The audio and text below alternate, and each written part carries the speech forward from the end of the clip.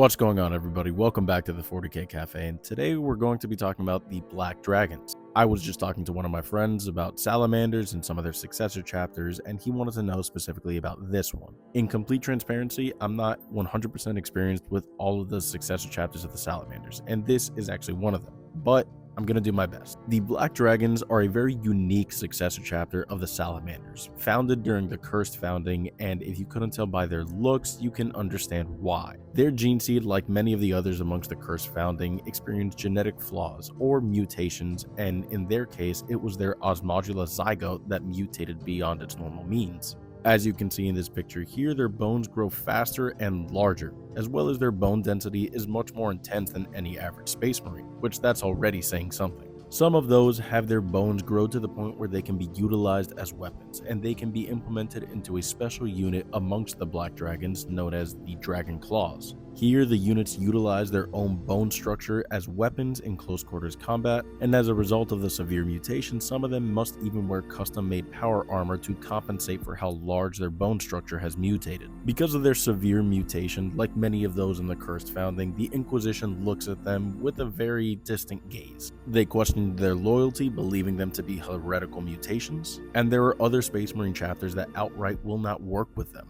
As many Space Marines whose gene seed is in question, the Inquisition as well as the Adeptus Mechanicus has thoroughly studied their gene seed. But despite this can find no malign information, they go through rigorous testing in order to ensure that it's uncorrupted, and they pass all of them. And if you would think that these constant passes of all these tests would eliminate the baleful, watchful eye of the Inquisition, you'd be wrong. Instead, you may find new rumors circulating believing that the Black Dragons are submitting gene seed that doesn't even belong to them so that they may properly pass all of their tests. But like true sons of Vulcan, they are stubborn in that aspect and do not care. They will fight loyally to the end without question, laying down their lives for the Imperium, and will fight all true heretical forces to the bitter end. Just like the special unit of the Dragon Claws that they incorporate, they proudly bear their mutations into battle. Many of the Battle Brothers make sure that the so-called curse that afflicts their chapter is made prominently known on their armor, as even those that do not have severe affliction of the bone growth end up customizing their armor to make it appear as though they do. In more recent lore, to my knowledge, in the Indominus Crusade, they have been recently outfitted with Primaris Marines, or at least the technology to create them.